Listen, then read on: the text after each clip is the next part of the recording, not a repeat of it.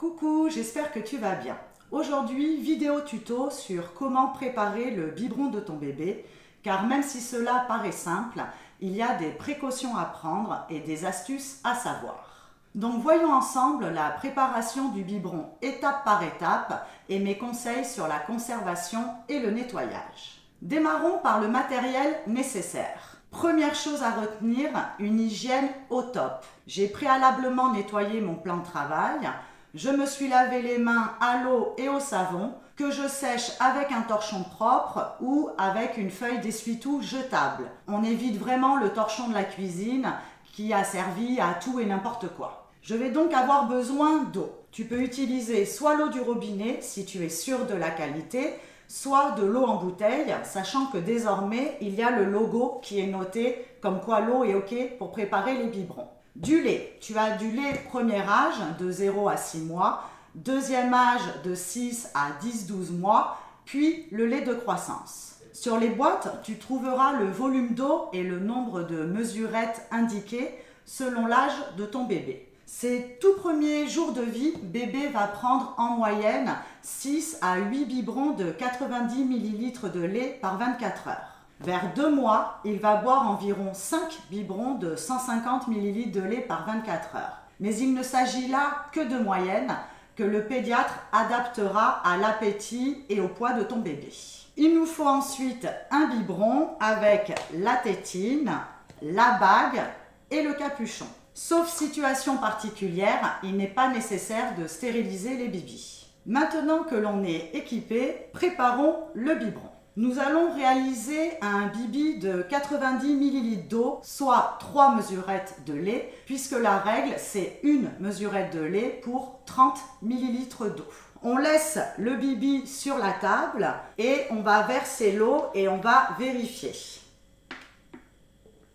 Le but, c'est je verse l'eau, je me baisse pour vérifier et j'évite de faire la vérification à visu où là, à mon avis, on est loin des 90. Donc je laisse bien le bibi sur la table. Pour éviter les erreurs de dosage, sache que lorsque ton médecin prescrit à un bébé un biberon de 90, cela signifie 90 ml d'eau et non 90 de lait reconstitué. La poudre que l'on va ajouter va forcément faire grimper le niveau vers les 100 ou 110. Je vais donc prendre ma boîte et saisir la mesurette à l'intérieur. Toutes les boîtes ont une mesurette. Donc on a bien dit 90, donc 3 mesurettes. Ce ne sont pas 3 mesurettes n'importe comment, ce sont 3 mesurettes à raser. Ce qu'on appelle à raser, c'est à ras de la cuillère. Donc la cuillère où j'ai mon tas comme ça, pas valide. La cuillère comme ça où je passe mon doigt, pas valide, puisque là on met tous les microbes dans le lait. Donc j'ai 2 options pour araser ma mesurette. Soit le long de la boîte, ce qui me permet d'avoir vraiment arasé, ou autrement pour moi la meilleure technique, je prends le dos du couteau, je mets le lait et j'arase. Et là, mesurette au top. Donc on a dit 90, 3 mesurettes.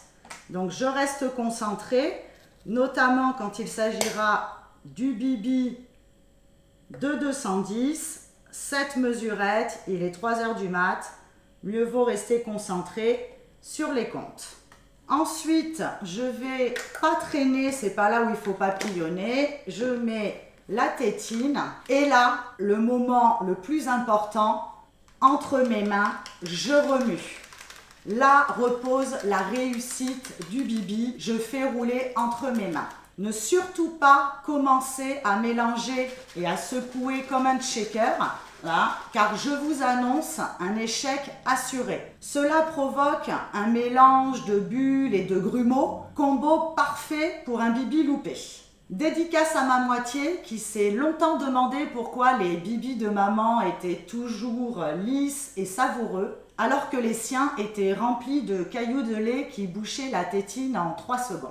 Maintenant, tu as 2 options. Tu peux donner soit le bibi à température ambiante ou le bibi légèrement chauffé. 2 écoles, 2 tendances, 2 ambiances, à toi de choisir. Mais l'utilisation du micro-ondes est vivement déconseillée car risque de brûlure et d'altération de certains composants du lait. Si tu fais chauffer le bibi, on vérifie la bonne température du lait en faisant soit couler quelques gouttes sur le dos de la main ou en plaçant le bibi dans le creux du cou pour tester la température. Concernant la conservation du biberon, une fois le bibi préparé, tu as la possibilité de le conserver pendant 1 heure s'il est à température ambiante et dans la demi-heure si le biberon est chauffé. Au-delà de ce délai, il faut jeter le lait et refaire un nouveau biberon. Dans tous les cas, ne conserve jamais un biberon entamé pour la tétée suivante, même au frigo. Et si tu dois emporter un biberon lors d'un déplacement, transporte l'eau dans le biberon, la poudre dans un autre récipient. Et comme ça, tu reconstitueras le lait juste avant la tétée. Pour le nettoyage du biberon, l'idéal est de le laver juste après que le bébé est terminé avec de l'eau, du liquide vaisselle et un goupillon pour bien pouvoir nettoyer au fond. Pour le laver, on enlève bien la bague de la tétine pour enlever les résidus qu'il peut y avoir entre. Pour le séchage, le mettre sur un égouttoir à l'air libre, démonter la tête en bas. Ne surtout pas utiliser un torchon, toujours pareil, afin d'éviter le dépôt de microbes. Le lave-vaisselle est aussi une bonne solution à condition de bien rincer les différents éléments avant de les placer à l'intérieur. En espérant que ces conseils t'ont été utiles, n'hésite pas à t'abonner à ma chaîne Mama Caro et je te donne rendez-vous dans ma vidéo de la semaine prochaine. En attendant, prends soin de toi.